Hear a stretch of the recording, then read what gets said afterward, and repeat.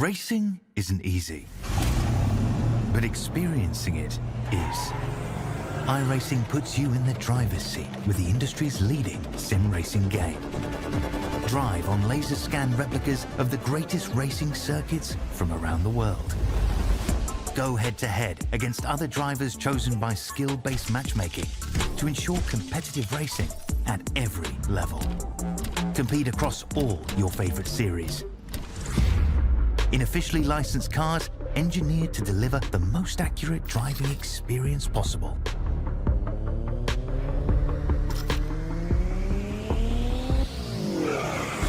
Join a race or host your own with players from across the globe. Race against the computer or in a league with friends. Feel the thrill behind the wheel. Visit iRacing.com.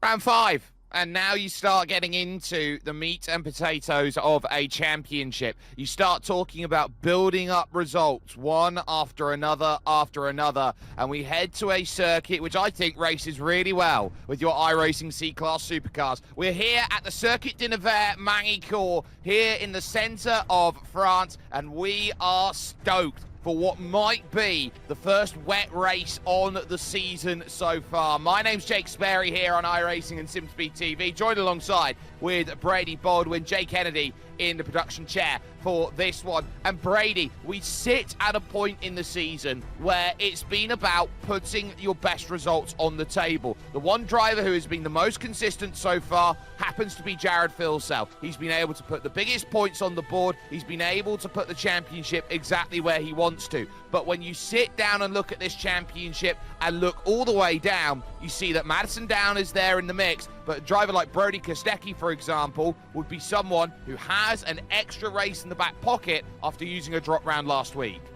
100% Sperry, and thank you for that introduction once again. And yeah, we touched on the point standings on screen. Jared Filsell has been the model of consistency all season long. We've seen Brody Kostecki pick up a couple of wins, but he has missed a few rounds so far. So by the end of the season, with all those drop rounds come in play, he'll be right back in the hunt for the championship. He certainly will do here at Magny-Cours. Of course, it is Australia Day 1 week from today, so the Indianapolis Motor Speedway might just be one of the great big races where everyone's going to jump in and give themselves a good go with the opportunities to go there. And then you hit Detroit Belle Isle afterwards, which will be a massive, massive scary race for these drivers racing across a street circuit. Okayama follows after that. And so these circuits aren't necessarily power tracks. They're all about the technicalities that you've got around them and having to deal with the low and medium speed corners. It's only when you get to the Snetterton 300 that you actually start getting to put your foot down, with Snetterton, the Red Bull Ring, and Sandown making it 3 straight power tracks. Yeah, 100% next week. The next 2 weeks, Indy Road and Belle Isle. Back in North America, it's going to be certainly a challenge for the drivers tonight, as well as Magny-Cours here tonight. I've done a couple laps here myself this week, and it is very tricky. And also with the predicted rain that we got coming along, it's going to make it even more crazy here tonight. Magny-Cours, right in the centre of France, pretty much equidistant from Paris and Lyon, as you dive down into the middle over to the town of Nevers, which will have, of course, the Paris-Nice cycle race go through it over the course of this year in 2025. Of course, the Great March Classic. But now you take a look at this track, and it is one where these drivers will be looking around at the overtaking places here today. And I would say there are 3 great places to make the pass. Turn 5 over at Adelaide, turn 14 at Chateau d'Eau, and turn 15 into the Complex du Lycée. Yeah, 100% I agree with you there, Sperry. And if you're bold enough, you can potentially get something done at turn number 9. If you can get through the Nürburgring chicane at 7 and 8 quite well and better than the guy in front, you may have a chance to bob it in at turn 9, which is a very wide corner. But I wouldn't be surprised if we don't see any overtakes there, but you touched on it, 5, 14, 15. More than likely, the very opportunistic places to get a move done here tonight. Yeah, there certainly are going to be great places, and strategy is going to be interesting in terms of our weather, because it is wet out there currently here as it stands, and we are expecting a little bit of rain to come in and go forward in this one. You can see overcast conditions currently. The track is wet at the moment, but we are expecting a little bit of rain over the course, a precipitation chance of about 20% at the moment as far as the forecasts go, but we'll see how that flicks over as the racing continues. So that's going to be worth keeping an eye out on as our work continues, but this is going to be important. It's a 27-lap race here today. They've got the 2 laps of qualifying, which we're currently in 8 minutes to set their times, but we're thinking pit window between laps 5 and 22, and that might have been a dry pit stop window. If it's wet, this could very easily be a tyre save game where drivers will decide, no, we don't want to actually come in and make a pit stop over the race. It's going to be very tight on fuel, but of course, when the track's wet, you've got less fuel burn. 100% Sperry, and we might see if the track continues to get more wet throughout the race, we might see some guys slow down their pace, save a little bit more fuel to try and potentially make it home without a pit stop, but I would be very, very surprised if that does happen. From my experience this week, there's not a huge difference between fuel burns on a dry track and a medium wet track like it is right now, but if it gets any heavier, could be very interesting by the end of the race. Certainly can, as we take the dive into the Adelaide hairpin, which with Rehan Lianaj at the moment in the #1 car might just feel a little bit skittery as you go through. More than 2002 Formula One, for example, when the oil spill was left by Alan McNish for Kimi Raikkonen to deal with Michael Schumacher, through the Nürburgring chicane and into 180 degrees this corner. Really try, look at the wheelwork that has to go in as you try and dive through. The one issue that these drivers are finding is you absolutely have to drive a wet circuit different. You're always trying to find different lines because the rubbered up racing line is so slippery, and you're seeing that every time you have to cross over the chicane. You've got to be so pinpoint and choice of where you place the car on a wet lap. And you really got to stay away from the curbs a lot more than what you would on a dry lap as well. If you spin your wheels a little bit too much on a curb, it does certainly hurt you way more than what it would obviously on a dry track. So it's a big challenge for these drivers. So a lot of concentration required for that 27 lap race. We're nearly halfway through the qualifying sessions. We're on board with Rehan Lianaj. #1 car is better set his first flying lap. Well, the first time's coming in. Jake Maloney sets a 51.2 as the benchmark then to go over. That's a 51.4 by Lianaj, which puts him second position currently, as Richie Stanaway puts a 52.3 down and goes third fastest. Kurt Stenberg over the line. He'll go fourth with his time, but Jared Fils, oh my word, what a lap. 150.4. He's thrashed him here in qualifying. Absolutely rip-roared past him. Madsen Down could only put a 51.1 down. They're 7/10 clear in quali. That is a massive gap for Jared Filso. Just laid down a heater to start off the qualifying session. 7/10 above Madison Down, and Madison Down is no slouch whatsoever. So that is a mega lap for the #3 of Filso.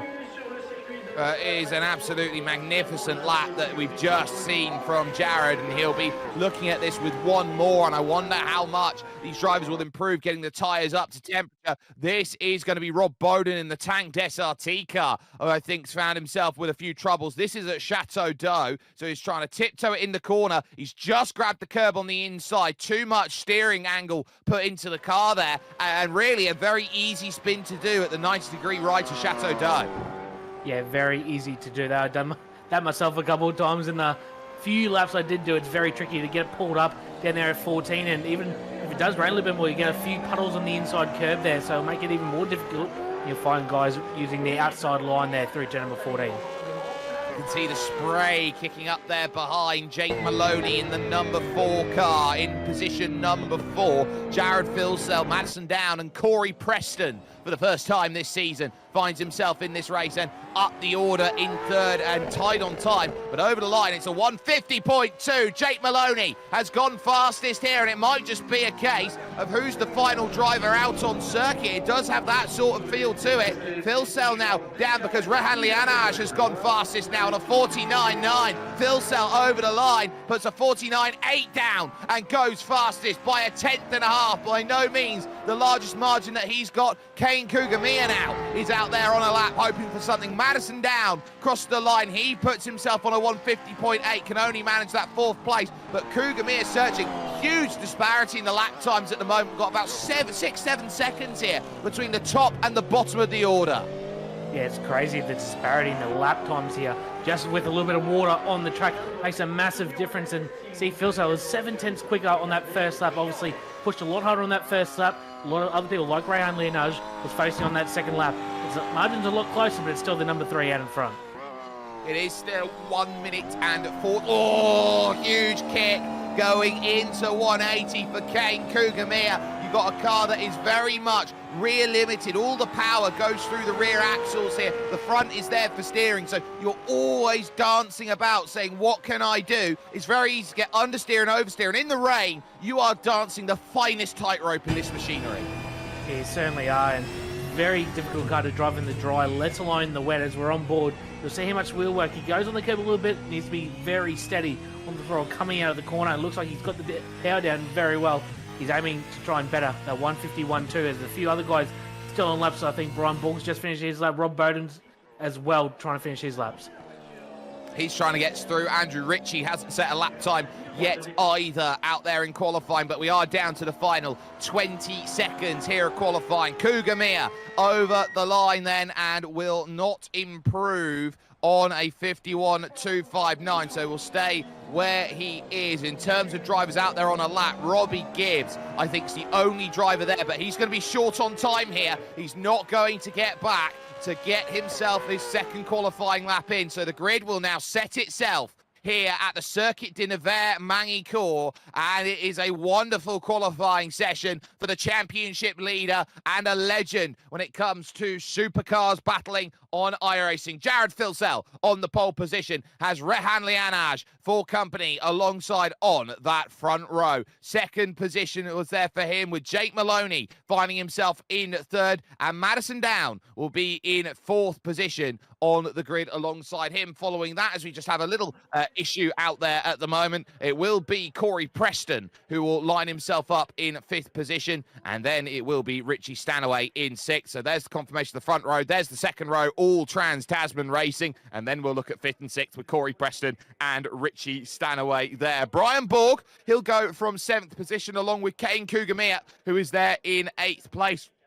Good qualifying by Ryan Jones. He'll start 9th, and he'll have Matt Morris for company there in 10th position. Row 6 will house Kurt Stenberg and Robbie Gibbs with the Go Faster Flames there on his helmet. Steve Jansen will start in 13th alongside Leo Duncan, who will be going from the 14th position. Row 8 will house Thomas McMillan. It's nice to see him out racing. He'll have Chastity alongside him, James Chastanerth. And then on row number 9, you've got Ross Rizzo and Daniel Hall there, Trans-Tasman and Evolution Racing team there together. Riley McKibben in the HoloLive car is going to go in 19th position. 20th there belonging, of course, to Tim Mulford, with Andrew Archer, the last driver to set a time, leaving just Rob Bowden and Andrew Ritchie, the 2 drivers who did not set a lap time in qualifying. It's a long 27 laps, especially if it's wet, and these drivers will be keeping their eyes firmly peeled on it. We are expecting rain in and around the next few minutes to kick things off, so keep that in mind as these drivers look to challenge. Watch out for that run as well through Estoril Corner turn 3. If you can set that corner up perfectly, you've got a wonderful chance of holding on that run all the way towards the right-hand bend, that hairpin, of course, of Adelaide. 2 minutes on the clock, engine notes up, green flag in the air, and we're underway for a Magny-Cours for 27 laps. A great start from the 3rd row of the grid by Corey Preston. He'll move past both the Trans-Tasman cars and go into third, but around the outside goes Jake Maloney, who looks to hold his station and position. Rehan Lianaj immediately trying to challenge Jared Filsell for the race lead, and you can see this long right-hander. You're looking at Estoril, you're trying to put the power down early, and through the spray, where do you go? Richie Stanaway in the middle of this as well, with Madison down side by side as they run to Adelaide for the first time. Filsell's got the run he wants, but now, where do you go on the brakes? It's going to be very pinch point down here at turn number 4, especially in the wet. Let's hope they can get all through cleanly. Looks like Preston just lost the rear on the exit there with Madison down and Richie Stanaway in tow, but everyone's got through turn 4 cleanly, Sperry.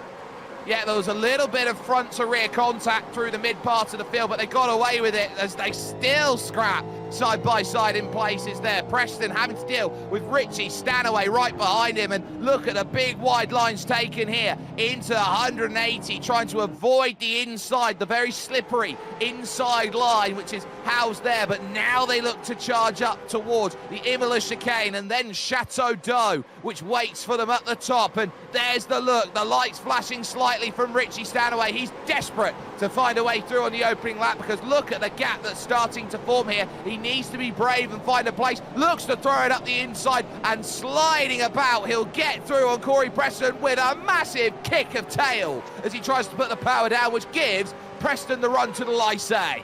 That was a power move there for Richie Stanaway, trying to get the move down the inside 14. He's going to try again now at 15. There might be front to rear contact. They stay out of it, but now Preston runs wide. They'll give the spot to Stanaway through the last chicane. 1 lap down, 26 to go.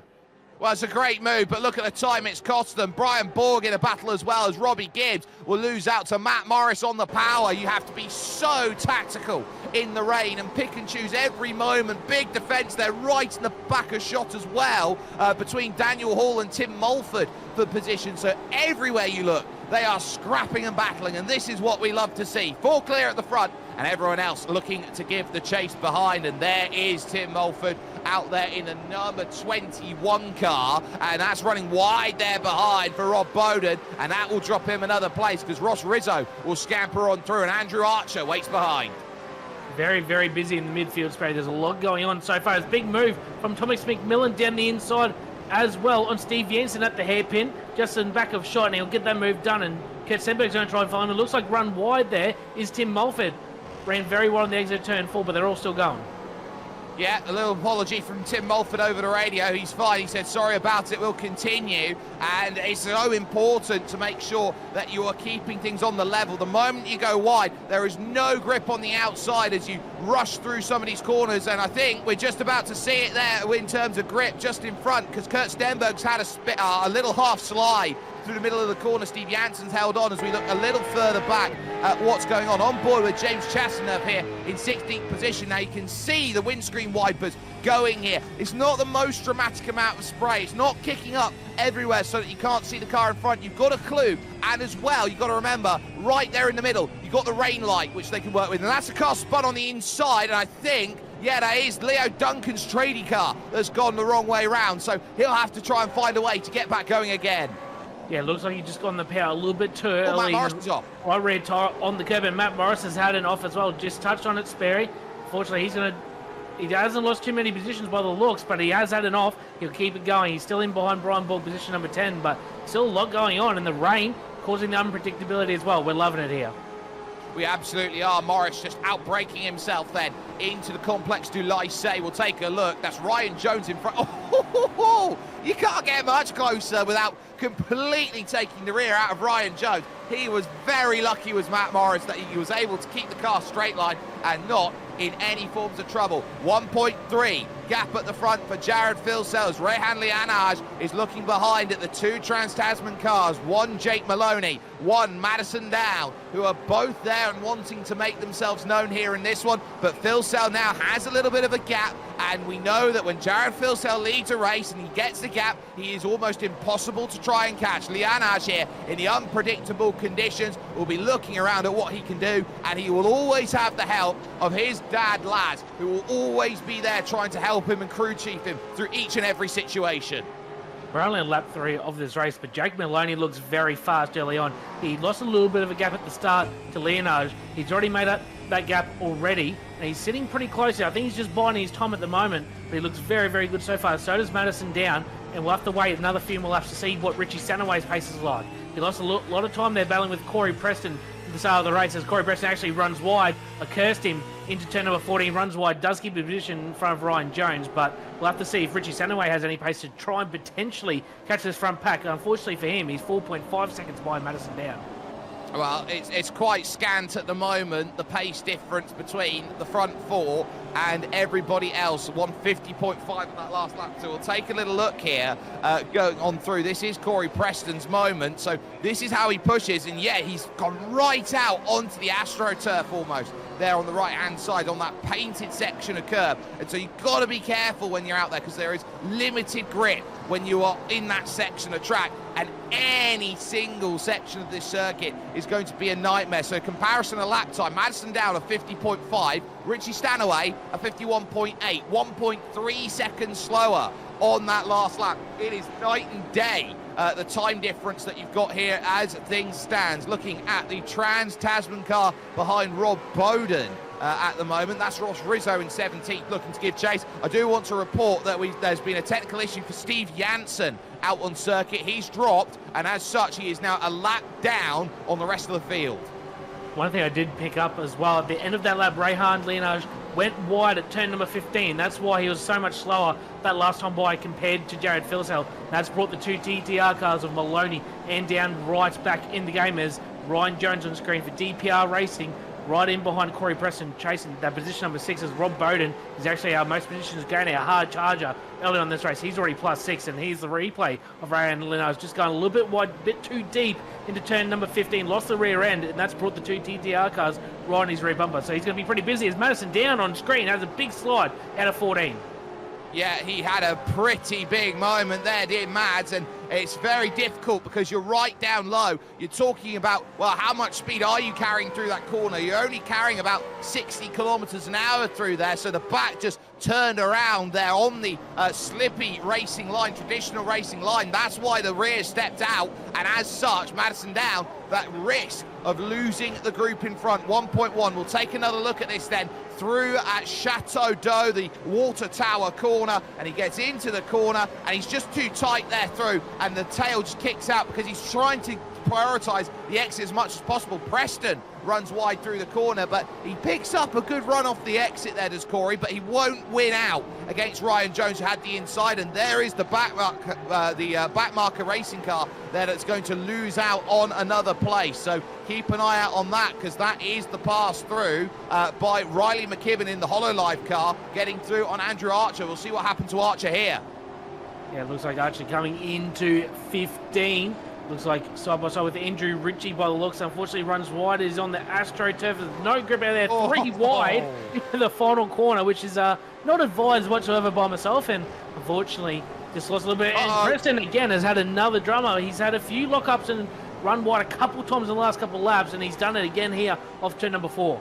Oh, he's got turned, I think, by Robbie Gibbs, who went steaming into the corner and had no way of slowing it down. So he can see, look at the wiggle by Robbie Gibbs. He was desperate to get that car stopped, and especially in the rain, it's like watching a car crash in slow motion sometimes. You just know that there's going to be a hit. There's nothing you can do, and how close do you want to be between Matt Morris and Brian Borg as they race out? Behind that, Thomas McMillan, I think, in trouble with Kane Cougamere, but Cougamere runs wide. He can't find the look then as they head up through Imola into Chateau d'Eau. Brilliant stuff each and every way you look. This is a tough race, and the wheel work that they'll have to do here today is astronomical. Yeah, it's fantastic racing so far because there's multiple different lines you can try and take through the corner. You can take the traditional line, hit your apex on the inside, or you can run wide. There's a few different options. That's why we're seeing and so many mistakes as well, Spray. This is what I love about the wet weather we do have on the iRacing service. It makes more mistakes from the drivers, and it makes it very, very exciting for us in the broadcast booth.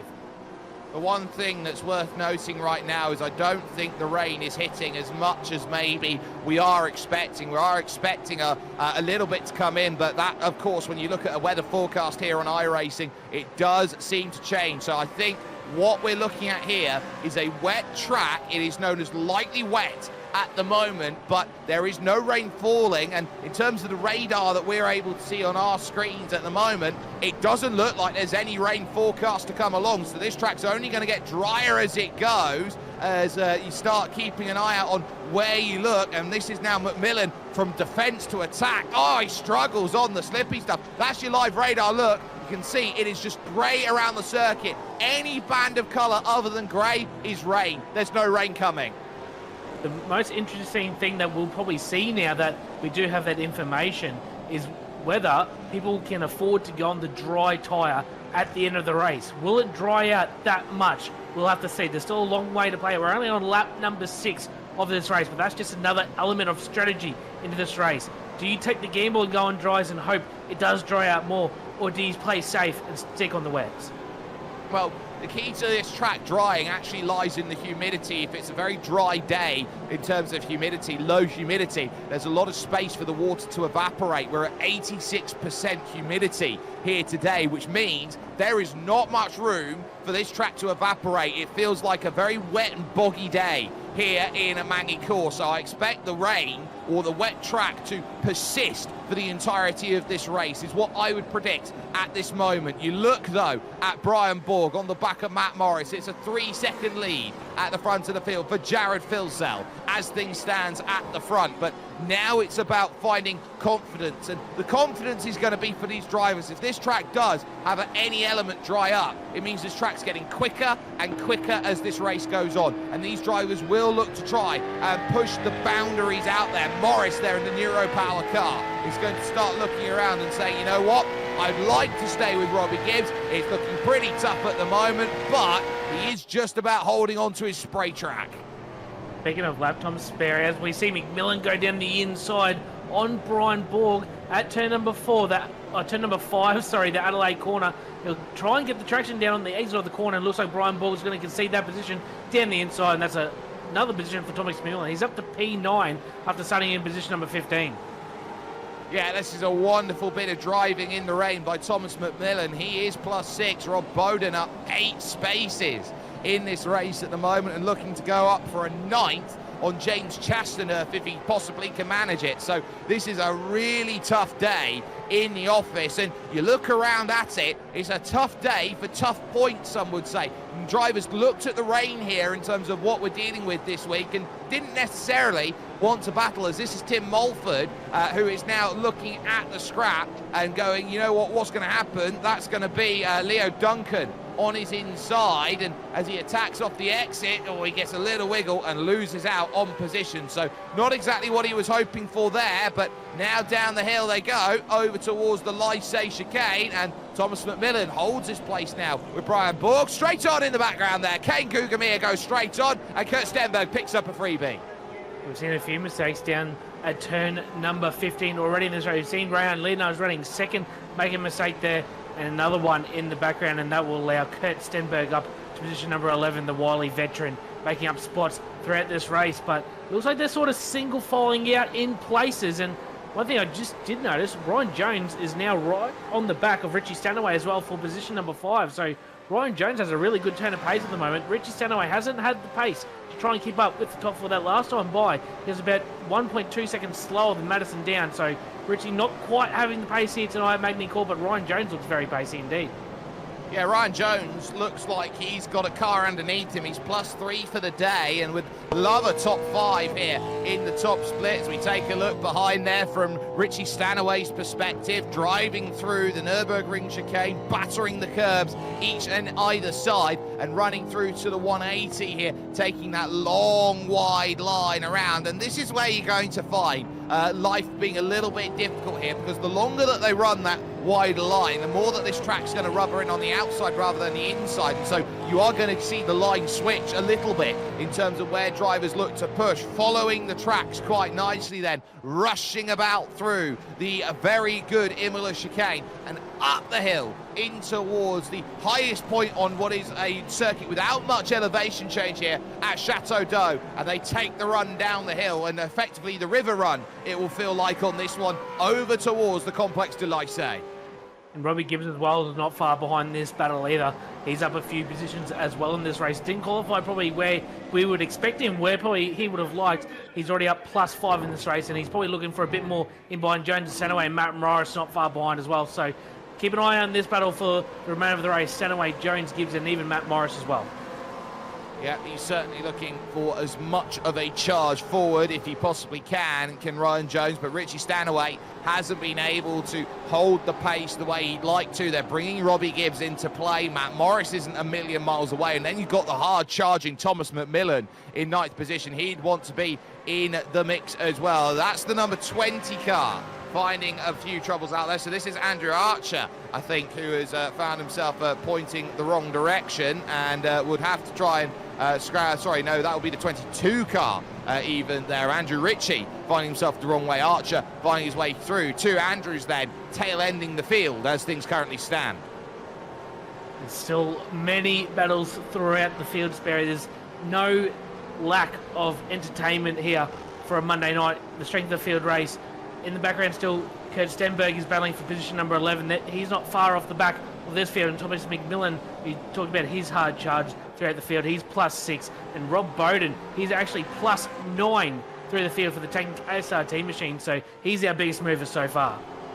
Yeah, he's having a really nice run after troubles in qualifying there. So the tanked car is flying. Little kick of tail coming out there of 180, and he grabs the curve a bit, so he's having to really wrestle. But he's got a bit of a gap here now. It's about 8 seconds over to Kane Kugamia, who is running about the same lap times as him.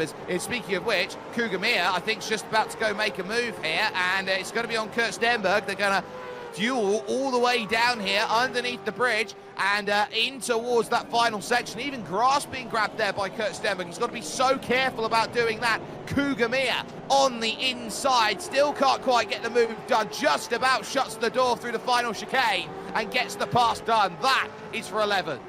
That is a brilliant move as well. I was going to touch on Rob Bowden. I've raced quite a bit with him back in my early days of iRacing on the dirt. So I think a little bit of dirt experience, lack of grip, and it's definitely showing that little bit of dirt experience here tonight for Rob Bowden. +9, he's doing a very fantastic job. He's best driver of the season so far, as Jake Maloney now right on the back bumper of the number 1 of Rayan Leonage. Madison Down not quite keeping up with those two, and Jared Filso, well, he's in his own other world.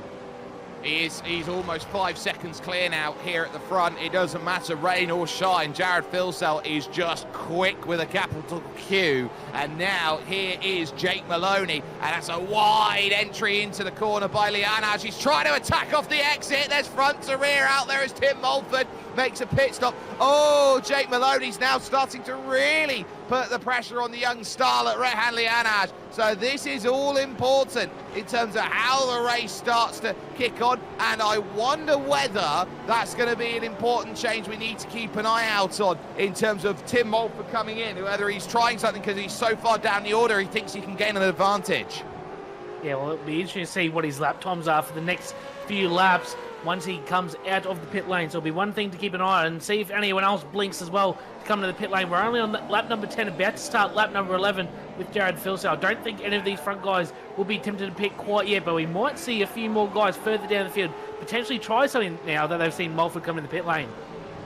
Oh, and they can see something very alert there from Rehan Lianage, who moved right over to the left-hand side of the circuit. I wonder whether that's just to cool the tyres down a little bit, find an extra bit of wet patch out there on the circuit. Look at this. Maloney continued to scrap. You got battles top and bottom because you got Stanaway, Jones and Gibbs and Co in the line, who are all starting to find themselves with opportunities. I wonder whether this is going to be where you start thinking about, can I find a way to navigate through? There's still a massive amount of spray kicking up. I don't think we're in the position of dry tyres yet. Front to rear now between Lianage and Jake Maloney. Maloney is trying every trick in the book.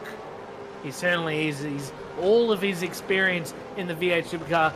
He's putting Rayan Leonage to the test here tonight. He's putting all sorts of pressure on him, but Rayan has not cracked yet. That one little mistake at the start of the race, that's his only blemish on his race so far here tonight. He's doing very, very well.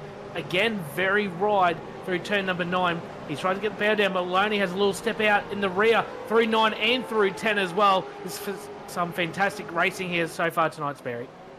Yeah, it's Mustang versus Chevrolet, and the two teammates, of course, with two different manufacturers out there. So it's something very unique that you can get in iRacing, and a lot of it comes down to preference of which you prefer. Parity is absolutely equal when you look at it here, Brady, but what would make you choose the difference between a Mustang and a Chevrolet?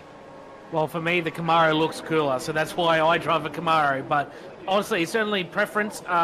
The visibility is a little bit different as Ryan runs a little bit wide. Here comes Maloney down the inside. There's contact. Maloney big time over the curb. He's going to slow down. He does have a slowdown. Now Madison Down's going to be right on his rear bumper, so this is going to hurt Jake Maloney. He actually doesn't have a black flag, so no slowdown somehow for Maloney. He jumped that curb like a monster truck and still keeps his position. That was absolutely crazy. Yeah, he cleared the slowdown on the main straight, so he didn't get much of one because of how he had to slow it and because of how far he was. Now, we'll take a little look further back here because this was Matt Morris down the inside of Robbie Gibbs. He threw it down into the corner and Robbie let him have it there. Not much that he could do. So that, a change of places, but that was a real chance there for Jake Maloney, and they're allowing Madison Down into the battle now, and you're starting to see what you can do in the wet weather. We know how quick Rehan Lianaj is, but the difference is you can be quick, but you've also got to be precise when you're in the rain, and you've got to be so precise in making the moves. That was very opportunistic, the attempt by Maloney. Yeah, it was very opportunistic, but that is Maloney. He has a big crack all the time. Whenever he is racing, he has a big go, and he certainly did that down into turn number 15. Here's the sim speed replay. Ryan Leonard runs a little bit wide, and he throws it down the inside. And Rayon's going to turn in at some point, and Maloney monster trucks the curb. And fortunately enough, his teammate was behind him, so it might have been a bit of a call from Madison saying, hey, keep the spot, have another go. Yeah, I think Madison Down knows how quick Jake Maloney is, knows that he's got the pace to go out there and race for second position, so why would I go and make that move? I'd rather help my teammate, because look at the gap that's there for Madison Down. It's already catapulted out to the tune of 9/10 of a second here, so he's really having to work hard to try and stay in range of these drivers in front, knowing how quick Jake Maloney is. He's immediately back onto the rear once again, dancing over the top of the Lycée chicane to end the lap, and we are almost at the halfway stage of this race. Jared Filsell at 7 seconds down the road. He's flying here at the moment. Lianaj in second, Maloney third, Madison Down in fourth position. A long wait back to the duo of Richie Stanaway and Ryan Jones in fifth and sixth. Then it's Matt Morris, Robbie Gibbs, Thomas McMillan in ninth, and Brian Borg making your top 10. Maloney continuing on his chase of Rehan Lianaj. There's your race leader. That's the difference maker as they go through. Look to the outside this time from Jake Maloney. Knows he can't make the move. Might try and attack off the exit if he's brave, but not brave enough. One thing we'll try and keep an eye out on, Sperry, is will Maloney try something different with pit strategy, as we see Dan Hall also come into the pit lane for his pit stop, but will Maloney try something different to try and jump Ryan Leonard, or he might just do it on track down the inside of turn number 9. We said pre-race, you'd be very bold, get a move done here. He hasn't quite done it yet, but side by side, off the corner exit, door banging, big slide from both Rehan and Jack Maloney. They're going to be side by side through 11 and 10. This is pure between these two. Now to the outside, heading through at Imola. Does Lianaj run him out of road? He does. Madison Down into the back of his own teammate. Oh, he used all the circuit and then some, did Rehan Lianaj. And you could argue there from the youngster, he pulls a veteran move. Certainly did. That was very smart driving from Rehan Lianaj. Not dirty at all, just hard racing between the two of them. This is some fantastic racing so far for second position on the road. Maloney, he probably won't be too happy about it, but we'll see what he can conjure up in the next couple laps. Will he blink this lap? No, he won't. We've only seen a couple guys pit. We've seen Dan Hall and Tim Mulford pit, obviously Steve Yeatson as well, but he's 5 laps down with those tech issues. So who will be the first guy in the front pack to blink for the pit stops, Barry? Well, that's the question. They like to run as far as they can, and there is actually a little bit of a benefit in the rain to running a heavier fuel tank, as there's the lunge down to the inside contact, and he's now going to try and whistle stop his way through. Can Jake Maloney get the run he wants. He absolutely can. He's got the inside now of the very tight Adelaide hairpin. They're going to go wing mirror to wing mirror as they run themselves over towards Adelaide through Gulf, and leaning on each other they go the entire way. Where do you want to go if you're Madison down? He'll have to pivot to the outside, trying to get the crossover sorted. Big kick of oversteer. Too much power from Jake Maloney. Lianage straight back at him now as they head to Nürburgring. This is sensational stuff between these three drivers. Lianage holding it on the inside, and I think he just about carries it, but now he's got to go defensive here because Maloney likes this lunge and is covered. What tenacity! What an amazing battle this is, Barry. We've seen Madison down lock the rears coming into turn 5 at the hairpin. He struggled to pull it up. He nearly got into the back of Rayan Lianage. Luckily for him, he hadn't room on his outside. He could pull it up. But my God, this is absolutely incredible battle here between Lianage, Maloney, and Madison down. It's still going on. Maloney still trying to find a way past. And you can see Rehan is very much driving in the mirrors now. He's so tight on the exit. He doesn't want to leave a single car away. So he has a huge kick over the puddle, and that might give Jake Maloney a chance down the hill as he now gets the drive here into the Lysay complex. And now we'll have to go around the outside, but no, he tries to go up and under again. Oh, Lianage covers him just. Oh, they're absolutely all over the road trying to hold each other up. They've got 15 seconds, which is now down to 11. Here to Richie Stanaway. They are defending with everything. 52.7 on that last lap for Lianage, which is a full 2.2 slower than your race leader. That's how hard he's defending. It's crazy, the difference in the lap time. They're just all that battling for those guys. They've lost so much time. As one of the lead contenders from that mid-pack, it's Kumagaya, has come into the pit lane from position number 12. So first of the mid-pack guys now to make that pit stop. Kugamir into the pits then, and he will look to make that pit stop and try and do what he can with it as they now look to drive off the exit a little bit more tame, this time by Corey Preston also driving down into the pits. So Lianage and Maloney and Madison down, all there, second, third and fourth, just keeping themselves steady for the moment. But Maloney gets another monster run and has another think of the inside, and he just has to back out of it. He's still more shallow through 180, still more aggressive through, but again, another kick of torque oversteer on the exit, and that will cost him a couple tenths, and Lianage is allowed to breathe for another couple corners here. Oh, this is some stuff between them here, and we're talking about the finest of fine margins between being right up there getting the pass done, not getting the pass done, or both drivers being out. Oh, he's trying to muscle his way through now here as they go forward. This is big from Maloney. He knows he's got pace by the bucket load,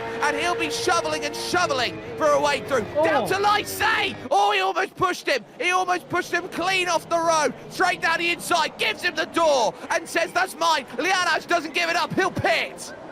That's probably a bold call, and probably a good call as well from Rayan, just to get out of that situation, try and get some clean laps in the book and try and jump Maloney through the pit stops. But man, oh man, I just wanted that battle to keep going. Can it rain every week, Sperry? This is absolutely incredible.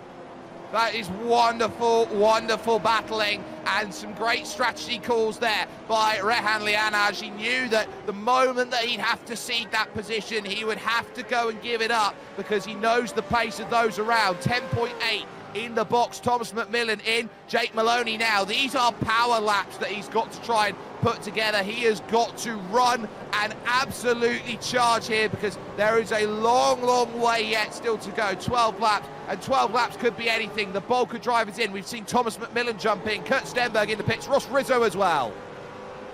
Bulk of guys now coming into the pit lane at the end of lap number 15. So fray of activity in the pit lane. Rayan Lianage coming out with Brian Borg.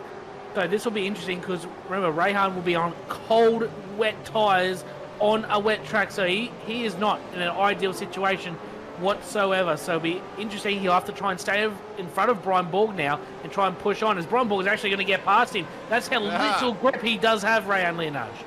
Well, this is not what you want. It takes a couple laps for the tyres to be in full operating temperature, and then you pick the advantage up. So this is what you're dealing with here. It doesn't pay off immediately to go into the pits. What it will do is it will pick up later on. So this is why you might want to stay out as long as possible so that you don't have to worry about the tyre situation. As it stands, Jared Filsell, your race leader here, 12 seconds down the road from Jake Maloney and Madison Down, kicking through the Lycée chicane to end the lap outright, and Maloney crossing the line will technically not score a lap time there as he goes over, so we're not able to know what he did, but Madison did a 150.7 on that last lap, which is about 4/10 off the pace of Jared Filsell out there. So that's worth keeping in mind here, as this is the group that chases down for 4th, 5th, 6th and 7th. It's Richie Stanaway, and Ryan Jones has been his shadow all race long. Matt Morris and Robbie Gibbs have been onlookers here, and that's wide by Richie Stanaway. He grabs the white line, and this might be a chance now for Ryan Jones.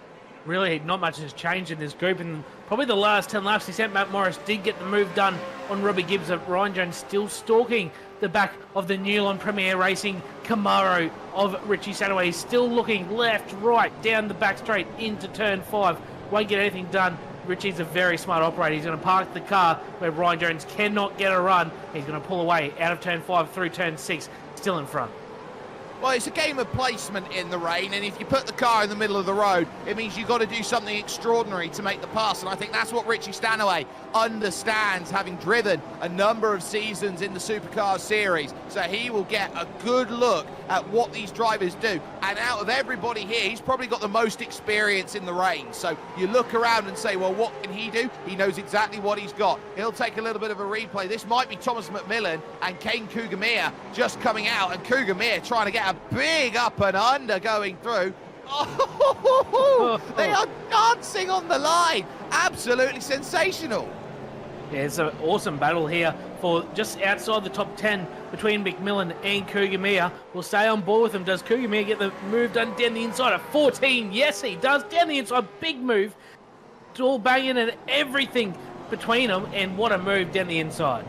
Oh, and as you say that, Ryan Jones goes for a big chance, and Matt Morris almost gets in the back in the bottom right corner of your screen. It is all kicking off now, and Ryan gets on the radio, says, sorry, Richie, I was a little bit too aggressive of me. Matt Morris with a little tap behind. I'll tell you what, Ryan is in an almighty position here of battling, and he has got to look out, because any time he attacks, if it doesn't go well, he'll have to start thinking of the defence.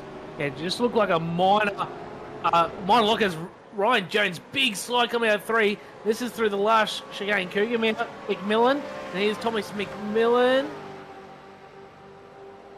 Big cross up, and in the background now, Robbie Gibbs, Matt Morris, Ryan Jones. They're nearly 3 wide coming into the hairpin. Morris down the inside. Jones had a big slide coming out of turn number 3. So Jones going to lose that position, and also to Robbie Gibbs, he's down 2 in just 1 corner.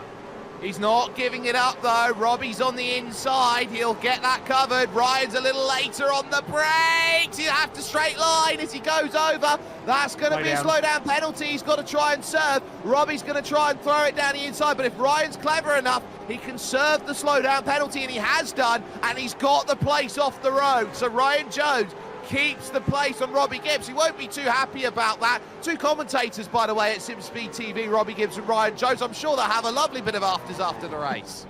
They certainly will be, but they're not worried about that right now. They're going at it for this position on the road, position number 6. In fact, Matt Morris was a big benefit from all of that. He got a spot out of that. Just watching the 2 TTR cars have not pitted yet, so hasn't Jared Filsell. They're starting lap number 19, so we're starting to run out of time in this race. 9 laps to go for the leader, Jared Filsell. Still, it was like Brady Kosecki the other week. We don't have to really talk about him because he's 11.5 seconds out in front. Okay, now here's the next thing. Madison Down, fastest lap, 149.9 on that last lap. Track is still getting quicker. Will it be quick enough to reach a transfer position in terms of rain? That's going to be the next thing they're going to start looking at here. How quick are they going, and are they gaining anything out there? Lianage, by comparison, a 50.5, so was still down about a half a second on that last lap. This is all leading towards Maloney and Down if they come in and make a pit stop here, because I don't think Rehan Lianaj has enough to make this happen. He's in 8th place with 10 seconds of clean air. Ryan Jones trying to cross the beams here with Robbie Gibbs as Rob Bowden, your biggest charger, has just dived into the pits, and Robbie Gibbs holds it there on the inside and gets the drive off the exit.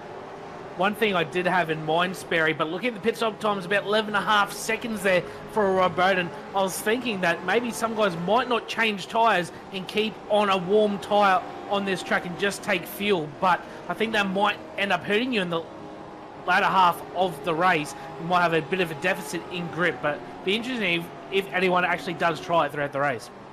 Oh, and Jake Maloney continuing to stay close. I caught an eye on Robbie Gibbs through 180. He was a mile wide and still held the place against Ryan Jones. But now Maloney looking behind. Will Madison Downs start to crank the pressure up? Then you can see the tyres on the right-hand side of the timing tower. Everybody is still on a wet tyre, and Jared goes quickest now on a 49.4. This track is drying, and it is dramatically drying. It certainly is, and lap times are picking up, which you never do see in the dry. There's Robbie Gibbs' big moment there, wide on the exit. Looks like it's turn number 9. Ryan Jones right back in it now. Well, here's the issue. You've got Here's about Jones. 8 laps to go. It's actually in comes the 12th car of Ryan Jones to make a stop. This is where you start getting very interesting, because I don't think there's enough time in this race for a dry tyre to make that much of a difference. No, I 100% agree, Sperry. You see how little grip there is still out there, and you see Jared Filsell, a massive slide coming out of the hairpin at turn number 5. So I certainly believe everyone will be staying on the wet tyres. There's still a fair bit of spray out there. It hasn't really changed since the start of the race, as Matt Morris now right on the back of Richie Stanaway. Matt Morris has had a really good race so far, probably one of his best of the season. Can he get past the new lawn Camaro? He won't this time by, but yeah, I agree, Spare. I think everyone's going to have to stay on the wet tyre. Yeah, so now the question will be, will they stay on the old wet tyre that they're using, or will they go to a new one? Because if you look around at Rehan Lianaj, for example, that new wet tyre is not doing very much out there. And this is what you'll also find. As that wet tyre starts to go away, as Matt Morris just about looked for a move and didn't get it, as we focus with Ryan Jones in 9th place, as that wet tyre wears away, it actually wears the grooves away. So what you get effectively, instead of a wet tyre, is why these drivers are going quicker and quicker. They're effectively on an intermediate. Correct, and Jared Filsell actually just did his fast lap of the race. He's about to set another lap, but he did a 49.4, and he just did a 49.6 then, but that was certainly his fastest lap of the race. He hadn't been in the 49s at all. The best before that was a 50.0. He does a 49.4, so 0.6 quicker than what he was at the start of the race. So that just shows how much the track has gripped up throughout the race. It certainly has done, and we have been seeing these moves, and we've got sunlight here at the moment. Now, that's something we weren't necessarily expecting. We've got a little bit of sunlight, and in comes Matt Morris with 7 laps to go. So he departs off the back of Richie Stanaway and dives in. Robbie Gibbs also diving into the pits. Now we're starting to wonder about whose fuel tanks are looking good. Now you're starting to think about how long can you stay out there. And I think the one driver who's not done anything, who's been looking at trying to save as much as he can, Madison Down, will he be trying to go longer than everyone else by not needing a pit stop? Well, we did look post-race that our window was probably until about lap number 22, roughly. That could be extended just a little bit with the wet weather we've had, but I don't think anyone's going to be able to make it completely without filling up. So it'll be interesting to see someone like Dan, who was sitting in 4th position pretty much that whole race, in behind Rehan, and also his teammate Jack Maloney, is coming out of the pits as Robbie Gibbs on a cold tyre against Ryan Jones. Ryan Jones should have the advantage coming off the corner. You see Gibbs on that cold tyre on the curb as well. No grip out there whatsoever. And Ryan Jones will be safer now, as Leo Duncan as well actually going to get the move done potentially on Robbie Gibbs. Duncan round the outside in the number 16 car, had troubles early on, gets on the brakes, and he is now inside your top 10 with that now in 9th place. So he'll be very happy with the way that he's going. Leo Duncan making some good progress with the amount of pitters that there are. So he's certainly doing exactly what he needs to at this moment. In comes your race leader, Jared Filsell. Andrew Ritchie's missed his box by 1,000,000 miles and is lucky he's not been disqualified by going backwards in the pits, and he will be followed in by one driver but not two. Maloney is in, Madison Down is staying out longer. So this will be important here. Jake Maloney v. Rehan Leonage has going longer worked out for Jake Maloney. Is also Richie Stanaway. He's in the pit lane. Rehan Leonage shouldn't be too far away. He's just coming through turn number 15 now. Coming through that last chicane. Maloney's just got off the jack, so I think Maloney's going to be quite safe in comparison to Rehan Leonage. We'll watch on the exit. It looks like Maloney's actually cleaning by a country mile. Yeah, you've got to remember, though, you're on a tightrope as you go through this section, especially around turn 3. You've got to be so careful because Rehan is now going to pick up the advantage. He is short, though, by a second. And Rehan Leonage, of course, dealing with that cold tyre early. These are the crucial laps for Rehan. He knows he's got to attack Jake Maloney while he's a little bit vulnerable here with 6 laps to go. That's the only thing he can hold his hat on. Yeah, Jake Maloney's just got 1 lap here to hang on, not make a mistake on this outlap, and he should be fine. We've seen how much pace he had earlier on. If he can keep it clean and keep it straight in this lap, he should be okay to hang on against Rehan Leonage. But the important thing now is where will Madison Down come out in all of this as well? He was just behind his teammate Jake Maloney. Where will he come out in comparison to those two? Will he jump both of them? We'll have to see. Black flag being called then for Andrew Ritchie in car number 22. So he is going to be not very happy out there on circuit because he will now have to try and come in for a penalty. I believe it will be speeding on pit exit, which has gone. Look at that! James Chastanerf and Andrew Ritchie are on dries. That's bold. Very, very bold from Chastity and Ritchie. They were both a little bit down the order, unfortunately for them, so may as well try something and see if they can learn something potentially for a future race. As Madison Down, now one of the last of the lead drivers to come into the pit lane. Well, now this is where it gets interesting because the dries are okay so long as you can keep the pace up. So Madison Down in the box will be looking at about 11 seconds. Jared Filsell retakes the race lead. We're not surprised about that. But that is a very short stop, 9.1 seconds. And is this the masterstroke that Madison's been waiting for? He's shown nothing all race long. He's been playing the fuel save card, right? And I think I know he's going to be in second position through a masterstroke strategy. Rehan with the fastest lap, now looking for a podium. I know Madison won't like hearing this, but his pace in qualifying all season long we've seen has been a little bit down to what his probably standards are, what we expect of him as well. He's shown a lot of potential in races. Unfortunately, he's been caught up in a few different incidents throughout the season, but he's pulled off a masterstroke, like you said tonight, Sperry. He saved that little bit of fuel, and now he's pulled out a decent gap over Maloney and also Rehan Leonage. So Leonage has gone from second in the queue now to 4th.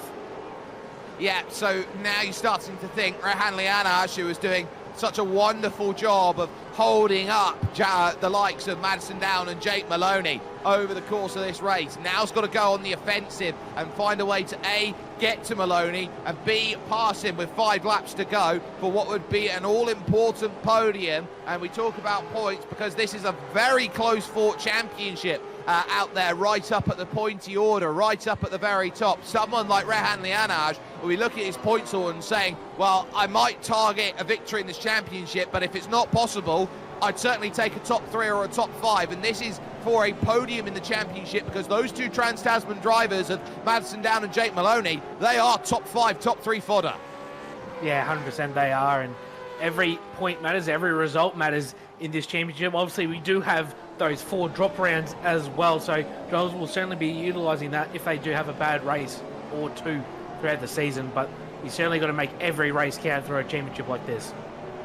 47.3 now for Jared Filsell, a light year jump in the fastest lap as Ryan Jones and Robbie Gibbs continue to be close. This for 6th and 7th positions out there on the road. Richie Stanaway has held his marker then in 6th place, so for the moment, Robbie Gibbs is holding what he needs to. He's made the pass through on Ryan Jones. He's got the position over the course of this lap, and he was able to do so up into the Adelaide hairpin. And, Tim Mulford going at it with Damien Hall now for place, and Hall runs on, Dan Hall. Dan Hall finds himself running about, and he has to catch a massive kick with the steering wheel. This is going to be a very intensive workout for all these drivers. By the time they get to the end, they'll be sweating buckets. Certainly are. Still 4 laps to go on this one. That lead now for Jared Filsell. It was 9 seconds when Madison Down coming out of the pits, but obviously that cold tyre out lap is extended to 11.5, but here comes Dan Hall back down the inside of Tim Mulford. This is for position number 19, but these guys don't care. They're putting on a great battle and a great scrap for everyone watching at home and for us here at SimSpeed and on iRacing. Dan Hall down the inside, going to get that move done, and switch back from Tim Mulford back down the inside. Great move from Mulford. Oh, that's just classy from Tim Mulford. You just know that when you're trying to set it up, you've got to find a way through. And speaking of setup, Jake Maloney has caught the back of Madison down, and suddenly the two Trans-Tasman drivers are thinking, well, second would be quite nice for both of us here. I've deserved it with my pace. Am I going to have to try and find a pass against you on circuit? It looks like it here as now Jared Filsell puts a 46.7 down on the board. So we're really seeing that pace continue to rattle down. Chastaner is a couple seconds off, so I reckon we're in a transfer period right now in terms of the weather. There is a dry line starting to develop out here on the circuit ever so faintly, so this is now becoming a very crucial stage of the race where these drivers know they're going to be searching for grip. The wet tyre is going to heat up, so that's going to be worth keeping in mind. Maloney has a slow down penalty that he's now got to try and clear, while behind Madsen down, because the pace is continuing to speed up, it's going to be very difficult. He's only got 40 seconds to do it. He throws it up the inside. It's a black flag for Maloney. He didn't clear that slowdown in time. It looks like they tried to work together to get Maloney to serve the slowdown under brakes at turn 4, but it didn't get done in time. Unfortunately, Maloney will now have a drive-through penalty. That's going to pay dividends to his day. A fantastic day it was right until then. Well, you have to get that slowdown cleared. It's so important. Now his role is rear gunner, because Rehan Lianaj would love to attack Madison down for second position. Look at Rehan drive. He's now looking for his roles reversal from earlier on in the race. Now, will Maloney remember what happened with Rehan Lianaj here at Imola? But Rehan around the outside. Oh, he made it look so beautiful. That was a bold move from Rehan, but he got it pulled up. He got it done around the outside through turn number 12 and 13. What a move. It's going to be all for naught, really, because Jake Maloney's not going to fight it too hard. He's going to have to come in, serve that drive-through penalty. He'll probably drop down a few spots. Actually, he might not drop down any spots. He's got about 18 seconds to Matt Morris, the next car in the queue, so he might be safe from losing any more positions, if many at all. Well, that's a Matt Morris that's through on Richie Stanaway, who is down there in P6. So it goes to show you all just how difficult it is out there. And now this track, which is starting to really dry up, becomes important. All that work by Jake Maloney has allowed a second here for Madison down, but he's got traffic in the form of the HoloLive car there of Riley McKibben that he's got to try and find a way through. And so ultimately McKibben pulls over to the right-hand side, allows second and third away, but Madison down, who took a couple seconds longer, is a long stop here for Jake Maloney here, unable to serve that. So he'll be sat there for a very long time, and that will drop him well outside the top 10 by the time his pit stop is said and done. Yeah, it's very unfortunate for Maloney after such a fantastic run as well. And he's picked up in the background. We might get a replay for CanJ of Andrew Ritchie down the front straight, having a massive moment on the AstroTurf. We'll pick it up here on the SimSpeed replay. Goes through the last chicane pretty cleanly. His right side is on the AstroTurf. And watch this, Barry. Just loses the rear big time on the straight. I haven't seen that yet.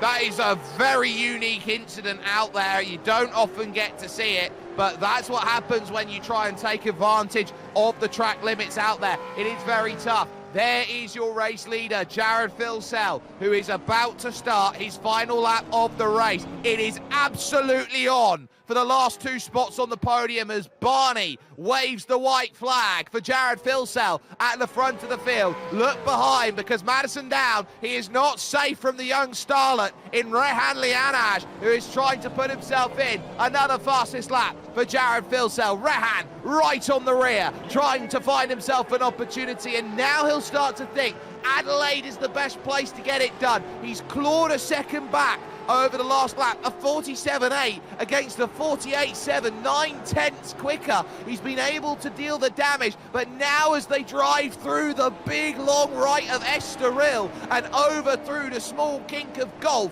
they will look at the Adelaide hairpin and say, well, who's got what it takes? Because you're going to have to find a send all the way there from Adelaide if you want to make a pass. Here comes the look then from Lianash. Madison down, defends it on the inside. Lianash lifts out early and decides, I'm not going to go for it here. He's got other places to go and make it happen, like, for example, at 180, or if he can't get it done at 180, he'll look up at Chateau d'Eau as a place where he can get it done. Lycée might be the last great spot that he will look at to maybe make it happen, but Madison down, holding his marks as only he, a veteran, can. Someone who has seen it all, done it all, won it all when it has come to iRacing. He knows what it takes, and Lianash is pushing him through the corner each and every single way as they will start to drive up the hill. There's a pile up in front of Phil Sell on the final lap. Daniel Hall and Tim Mulford coming together. Phil Sell just stays out of it and he will come to the line and get what he wants. But at second position, it is Rehan Lianash who sends an almighty lunge up the inside. Can he get it slow? No, he can't. Jared Filsell, unstoppable, untouchable, will win at Magny-Cours. But here comes Lianash again on the outside. He's got it on Madison Down, who was so early on the brakes, trying to attack the exit. Oh, Rehan, he's got it. Mads is out of fuel. He outfueled himself. Mads is out of fuel. Lianash is second. Madison Down needed about 0.3 of a litre. Wow, Sperry, I have absolutely no words. That explains why is Brian Borg big slow with Thomas McMillan going through turn number 12 and 13 into 14. The battles are still going on in the back of the field. This is McMillan, Borg, and also Kurt Stenberg, 9th, 10th, and 11th. Fantastic racing right till the end of this one. McMillan should be safe for 9th, but here comes Stenberg down the inside of Brian Borg. There's contact, the three-way contact between McMillan, Borg. It looks like McMillan's out of field by the looks as well. He's nearly going to get pushed over the line. Stenberg's out of field as well. He's going to lose another spot to Rob Bowden. Oh, Bowden stole it, and that puts him up 11.